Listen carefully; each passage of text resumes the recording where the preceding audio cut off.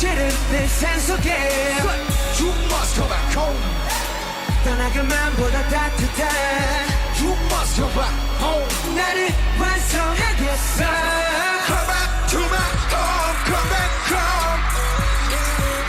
Come back to my home. Come back home. 삶 속에 Come back to my home. Come back home. Come back to my home. Come back home. 완성하겠어.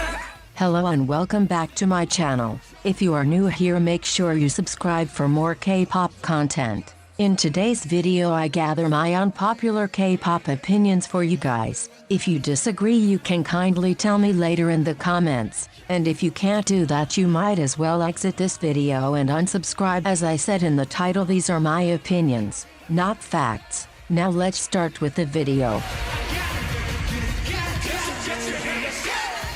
Fancams on Twitter at irrelevant times, other than fans putting their favorites, fancams in every post they see, and I don't have any problem with that. But is really getting on my nerves is putting them in everything that is trending and gets popular on Twitter, even if it doesn't have anything to do with K-pop. And I'm saying that because people that aren't familiar with K-pop keep on telling how annoying and toxic we are, and I agree that the people that do this are. I have seen people posting about someone passing away and K-pop fans be replying with their fan cams and even using the hashtags with a ridiculous caption, "If you know you know."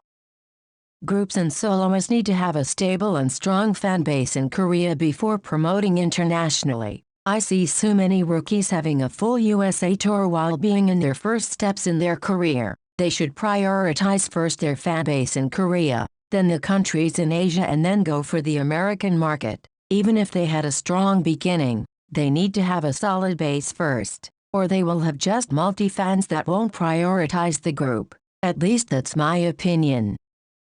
Big Three and the Three generation is like debuting nowadays. Now a lot of people are going to come for me for saying this, but I believe that generations and even more the ones before that didn't have as many artists as today and as many opportunities. But I don't say by any means that Big Three doesn't exist. I say that the Big Three back then is like having a normal debut now, as all the acts from the previous generations of K-pop have opened so many doors to the newborn groups. And of course the social media has contributed a lot. So what I'm saying is that artists now have so many opportunities that even the Big Three and the third generation didn't have, and that's how it's supposed to be.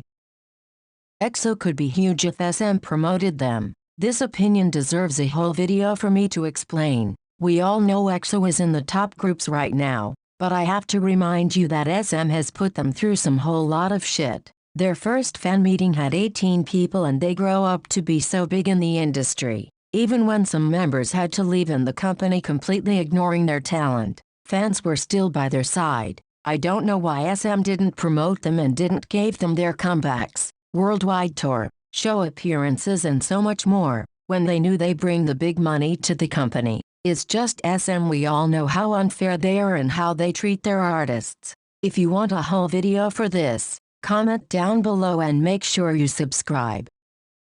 Acting in music videos are weird. I find it really cringe when companies or even the fans try to force a storyline. Like it's not like I asked to see a movie and half of it to be the song. We have seen groups that can maintain concepts like this, like BTS and EXO, but not every group is like that. Visual position shouldn't exist. I feel really bad for the artists that have trained for so many years, just so they get labeled if they are pretty or not. People can be their own judge and see who they think are pretty with their own different preferences. Why it needs to be a position for that? I understand why they need to have a center, but the center isn't the visual. This really makes the artist doubt their appearances, and even for the visual, to have responsibility to be pretty. What? I don't like it at all. Even for the fans isn't right to say that's pretty, when we don't all have the same standards.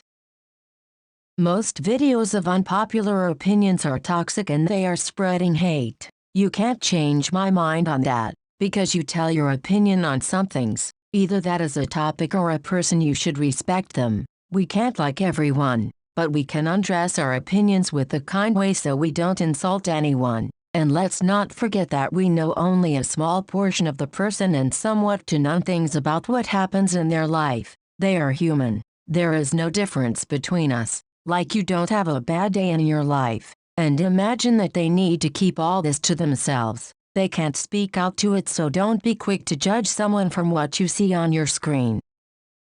Now as we talk about hate, saying bad things about someone who gets an award isn't it? We all know that award shows aren't the most valid places, but that doesn't mean you will take your anger to those who win. They are unfair, we all know that. Don't expect anything else, and if you have a problem you should directly call out the award shows, not the people who are nominated. Every year around the award show season we see so many fan wars happening, for no reason. It's not like we can change anything, so stop putting fingers on each other and see who actually can change that.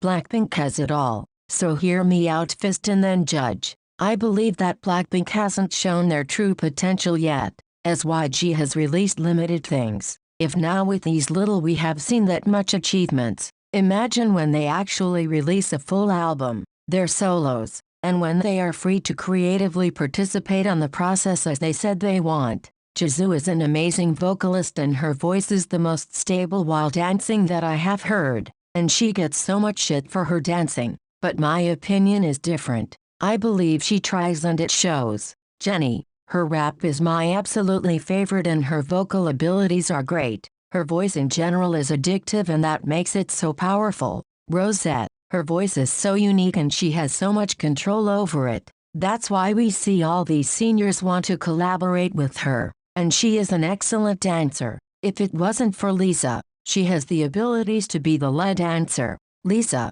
so we all know her dancing skills are out of this world. Her vocals are also good, and she is a great rapper. On top of that they all have great chemistry, and I can see that their friendship has so much depth. That is truly sad that we can't see more of it. I hope they get what they deserve for once, and the public stop hating on them all the time. Their potential is there, it's up to YG to show it to the world.